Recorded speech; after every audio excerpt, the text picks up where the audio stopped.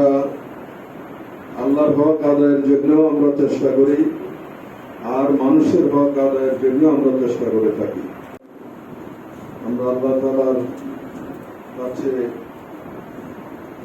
শুকরিয়া আদায় করছি যে তিনি আমাদেরকে একটি মহৎ কাজে সম্পৃক্ত থাকার তৌফিক দান করেছেন।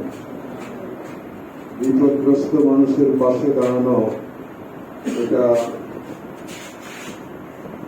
ইসলামের একটি মৌলিক গুরুত্বপূর্ণ কাজ। মানুষের উপরে দুই ধরনের হক ইসলাম আরোপ করেছে। একটি হচ্ছে আল্লাহর হক, তার ইবাদত বন্দেগী, তার হুকুম আহকাম পালন করা।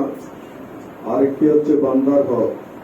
কোন বান্দা বান্দি যদি বিপদগ্রস্ত হয়, ক্ষতিগ্রস্ত হয়, বা ক্ষুধা দারিদ্রতায় কষ্ট পায়, বা যে কোনো প্রাকৃতিক দুর্যোগের শিকারে পরিণত হয়, তখন তাদের পাশে দাঁড়ানো, এটা হচ্ছে হকুল ইবাদ বা মানুষের হক। সে কারণে আমরা আল্লাহর হক আদায়ের জন্য আমরা চেষ্টা করি, আর মানুষের হক আদায়ের জন্য আমরা চেষ্টা করে থাকি। এটাই জামাত ইসলামের বৈশিষ্ট্য। জামাত তার জন্মলগ্ন থেকে এ পর্যন্ত সারা বাংলাদেশে যেখানে মানুষ বিপদগ্রস্ত হয়েছে, সেখানে আমরা মানুষের পাশে দাঁড়ানোর চেষ্টা করেছি। আজকে যেসব ভাইদের কথা এখানে এসে শুনলাম, বেশ কয়েকটা ঘটনার মধ্য দিয়ে তারা চরম বিপদে আপতিত হয়েছে। এই বিপদ থেকে তাদেরকে মূলত আল্লাহই উদ্ধার করতে পারেন। আমরা মানুষ হিসাবে মানুষের পাশে দাঁড়ানোর যে কর্তব্যবোধ আমাদের আছে, সেই জায়গা থেকে আমরা এসব বিপদগ্রস্ত ভাই বোনদের পাশে দাঁড়ানোর জন্য, তাদেরকে আমাদের সামর্থ্য অনুযায়ী সহযোগিতা করার জন্য আজকের এই অনুষ্ঠান আমরা আয়োজন করেছি। আলহামদুলিল্লাহ।